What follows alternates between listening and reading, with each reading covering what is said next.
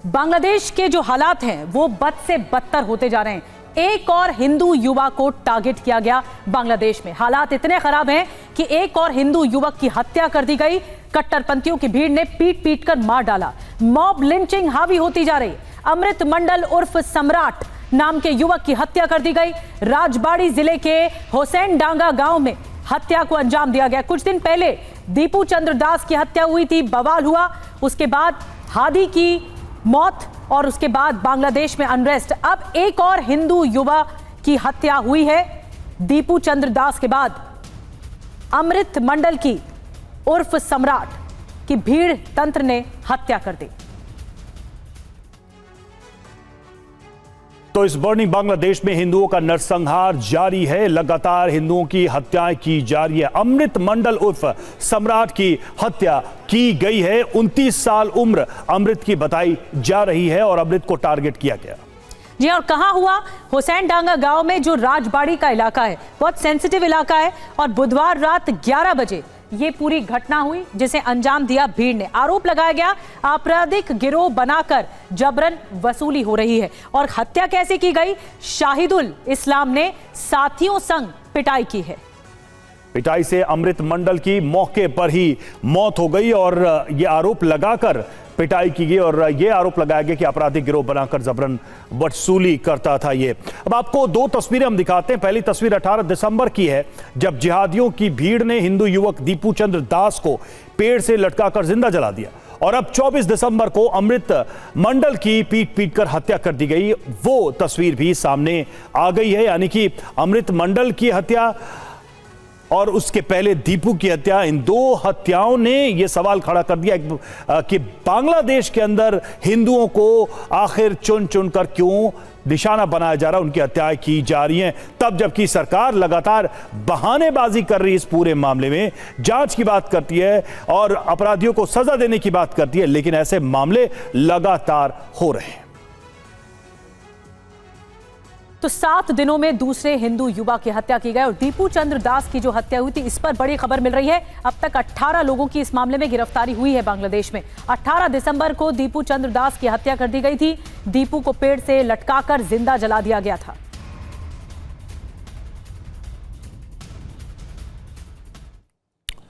तो बांग्लादेश में जो अत्याचार हो रहा है उससे खौफ में यहां के हिंदू हैं। देखिए, एक एक करके तारीखों पर, घटनाओं पर गौर करें। जनवरी 2025 अर्नब कुमार की गोली मारकर हत्या कर दी गई। खुलना में यहां पर अर्नब कुमार को टारगेट किया गया। उसके अलावा टांगरिल में जनवरी 2025 में ही हिंदू मंदिर पर हमला किया गया, वहां की गई तोड़फोड़।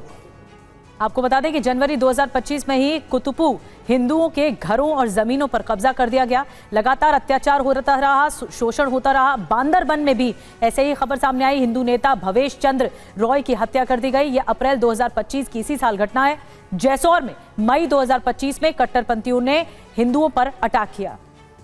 यह मामला रुका नहीं। मई 2025 में ही जैसौर में घरों को तोड़ा गया, यहां पर लूटपाट की गई, हिंदुओं के खिलाफ हिंसा की गई। जून 2025 में दिनाजपुर में हिंदू महिला से मारपीट और रेप की घटना सामने आई। जुलाई 2025 में नीलफमारी में मंदिर को तोड़ा गया, घरों में यहां पर आगजनी की गई। और इसके अलावा जुलाई 2025 में आपको बता दें, नीलफामारी जहां हिंदू महिलाओं के साथ मारपीट की गई। तो ये लगातार टारगेट किया जा रहा है हिंदू समुदाय को। 7 जुलाई 2025 ये पूरी टाइमलाइन आपको दिखा रहे हैं। कालीगंज इलाके में सतखीरा जो इलाका है, जहां पर हिंदुओं के घर में घुसकर लूटपाट की गई, सामान लूटा गया, अत्याचार बढ़ता रहा। और जुलाई में ही एक और घटना हो गई 2025 में। चिटगांव में हिंदू महिला के साथ छेड़छाड़ की गई। और फिर 9 जुलाई 2025 में 20 साल के तुषार चंद्र रॉय की हत्या कर दी गई। 10 जुलाई 2025 मागुरा में हिंदू लड़की का सरेआम अपहरण किया गया, उसे अगवा किया गया। 10 जुलाई को ही सुनामगंज में नाबालिग हिंदू लड़की का अपहरण किया गया।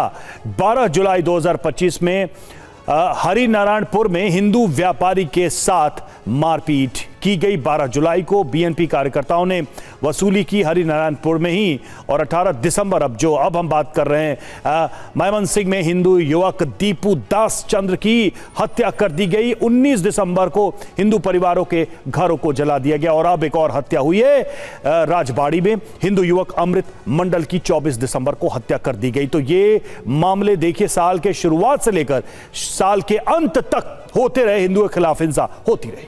बिल्कुल, और बांग्लादेश के आपको वरिष्ठ पत्रकार साबिर मुस्तफा को सुनाते हैं। उन्होंने बड़ा दावा किया है हिंसा के लिए मोहम्मद यूनुस सरकार जिम्मेदार है, मोहम्मद यूनुस ही जिम्मेदार हैं। ये साबिर मुस्तफा की ओर से कहा गया। यूनुस ने जिहादियों को खुली छूट दे रखी है कि कुछ भी हो रहा है, गलत कामों को अंजाम देने के लिए भीड़ का इस्तेमाल किया जा रहा है।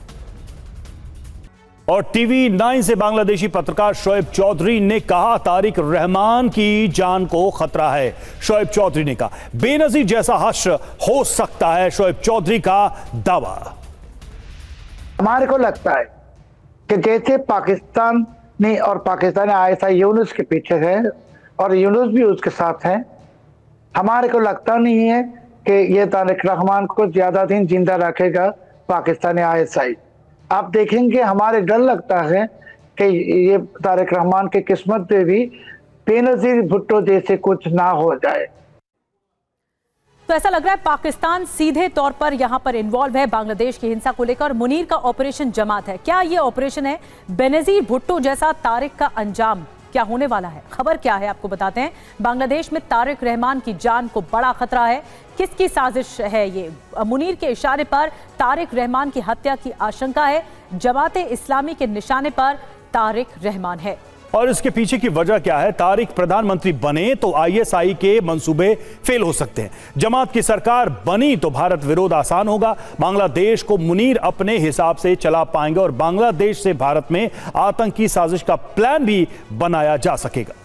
और आपको बता दें कि कारण क्या है इसके पीछे, ये तमाम ऐसे कारण है। पाक कट्टरपंथी जमात को खुश करने में लगे हुए हैं। और ढाका ब्लास्ट पर बांग्लादेश से बहुत बड़ी खबर भी मिल रही है। पाकिस्तान आईएसआई ने ढाका में आईईडी ब्लास्ट कराया और आईईडी की शय पर ढाका में आईईडी ब्लास्ट हुआ। ये शोएब की तरफ से कहा जा रहा है और ये बड़ा खुलासा किया गया है कि आईएसआई की तरफ से ये कराया जा रहा है। और मुनीर यूनुस का आपको बता दें कि इस पूरे मामले पर एक गठजोड़ जो है इस पर क्रैकडाउन हुआ है। बांग्लादेश पुलिस को यूनुस सरकार का निर्देश हुआ, संभावित निर्दलीय प्रत्याशियों के अरेस्ट के निर्देश हुए, यूनुस की शय पर चुनाव में धांधली की कोशिश हुई, ये बड़ा खुलासा हुआ है। बांग्लादेश में यूनुस की शय पर ही सब कुछ हो रहा है और इसी को लेकर ये पर्दाफाश है, एक बड़ा क्रैकडाउन है। बांग्लादेश पुलिस को यूनुस सरकार ने ही निर्देश दिया, संभावित निर्दलीय प्रत्याशियों के अरेस्ट का, इनकी गिरफ्तारी के निर्देश दिए गए और चुनाव में धांधली की कोशिश अब की जा रही है। फरवरी में चुनाव है बांग्लादेश में और धांधली की कोशिश के लिए लोगों को लगा दिया गया है। यूनुस की शय पर सब कुछ हो रहा है।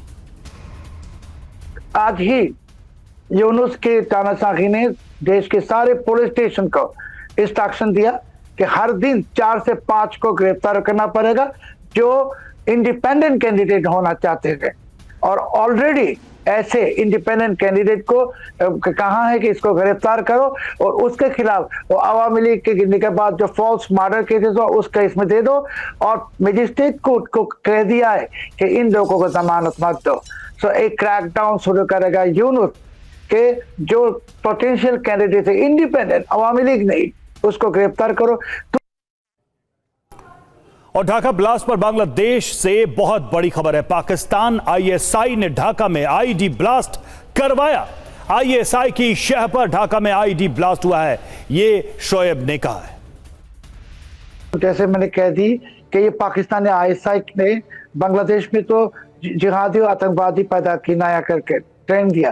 कल आप जानते हैं कि जो बम से एक लोग का मृत्यु हुआ वो मोलोटोव कॉकटेल नहीं थे, वो आईईडी थे। मैंने इंटेलिजेंस से बात किया बांग्लादेशी और उन्होंने कहा कि ये आईईडी ऐसे हैं जो पाकिस्तान के आतंकवादी जो संगठन हैं लश्कर तैयबा वगैरह वो लोग ये यूज करता है। और जिस आदमी के ऊपर ये बम गिरा उसके सर उड़ गई एकदम। तो इट वाज एन आईईडी। सो ऐसा हो सकता है कि पाकिस्तान ने आईएसआई एक टेस्ट किया, ग्राउंड टेस्टिंग। और मुनीर यूनुस का करार जमात की चाहते सरकार। ढाका में आईएसआई ब्रांच। देखिए, आपको बता दें कि आईएसआई ने बांग्लादेश में ढाका सेल बनाई है। यूनिट हेड एक ब्रिगेडियर को बनाया है। सेल में कई मेजर और मिलिट्री अफसर भी हैं। हर महीने करीब 20 करोड़ टका खर्च हो रहा है। आईएसआई का मकसद क्या है ये भी देखिए। जमात को बांग्लादेश की सत्ता दिलाना एक मकसद तो ये दिखाई दे रहा है साफ तौर पर। जमात की सत्ता तक यूनुस की रक्षा भी करना इनके मकसद में शामिल है और बांग्लादेश से भारत में आतंक फैलाना, जैसा कि वो पाकिस्तान से करते हैं, वही पैटर्न बांग्लादेश में भी करना चाहते हैं। बड़ी खबर यह भी है कि ढाका के पाक उच्चायोग में सीक्रेट मीटिंग, आईएसआई के साथ जमाते इस्लामी की बैठक में जमाते इस्लामी के बड़े नेता, बांग्लादेश चुनाव को लेकर बड़ी प्लानिंग चल रही है। मुनीर तक पहुंचाया जा रहा है हर अपडेट। और आज राष्ट्रीय शहीद स्मारक जाएंगे तारिक रहमान। बांग्लादेश मुक्ति संग्राम के योद्धाओं को श्रद्धांजलि देंगे। तारिक रहमान की सुरक्षा के लिए कड़े इंतजाम किए गए। 1000 पुलिस कर्मियों की तैनाती की जाएगी।